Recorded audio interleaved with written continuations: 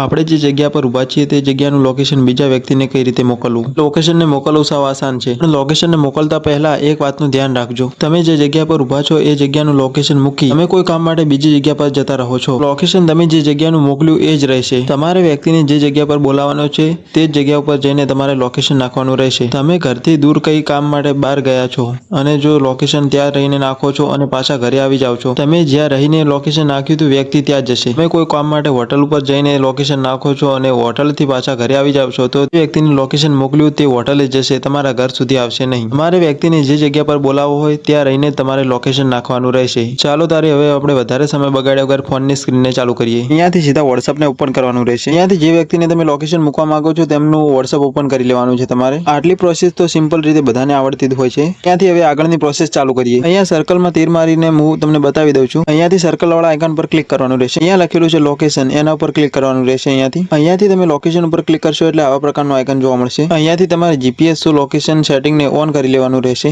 અહીંયાથી તમારે ઓકે પર ક્લિક કરવાનું રહેશે. ઓકે પર ક્લિક કરી અહીંયાથી તમારે યુઝ લોકેશનને ઓન કરી દેવાનું છે. અહીંયાથી સેટિંગને એનેબલ કરી દેશો એટલે આવા પ્રકારનું આઇકન જોવા મળશે. અહીંયા લખેલું છે સેન્ડ યુઅર કરેક્ટ લોકેશન, એના ઉપર ક્લિક કરવાનું રહેશે. અહીંયા તમે જોઈ શકો છો કે તમે જે વ્યક્તિને લોકેશન મૂકવા માંગતા હતા એ વ્યક્તિને લોકેશન સેન્ડ થઈ ગયું છે. આમ લાઈવ લોકેશન મૂકવા માટે ખાસ આટલી પ્રોસેસ કરવાની હોય છે. મારે જે વ્યક્તિને લોકેશન મોકલવાનું હતું તે વ્યક્તિને મેં લોકેશન મોકલી દીધું છે. તમે પણ જે વ્યક્તિને લોકેશન મોકલવા માંગતા હોય તે વ્યક્તિને તરત જ લોકેશન મોકલી દો. આટલી પ્રોસેસ કરવાની રહેશે. લોકેશન સેન્ડ કરવા માટે આટલી પ્રોસેસ કરજો, કરેક્ટ લોકેશન સેન્ડ થઈ જશે. આવી જ નવી માહિતી મેળવવા માટે અમારી ચેનલ લાઈક, શેર અને સબસ્ક્રાઇબ કરવાનું ના ભૂલતા. ત્યાં સુધી મળીશું એક નવા વિડીયો સાથે. જય હિન્દ, જય ભારત.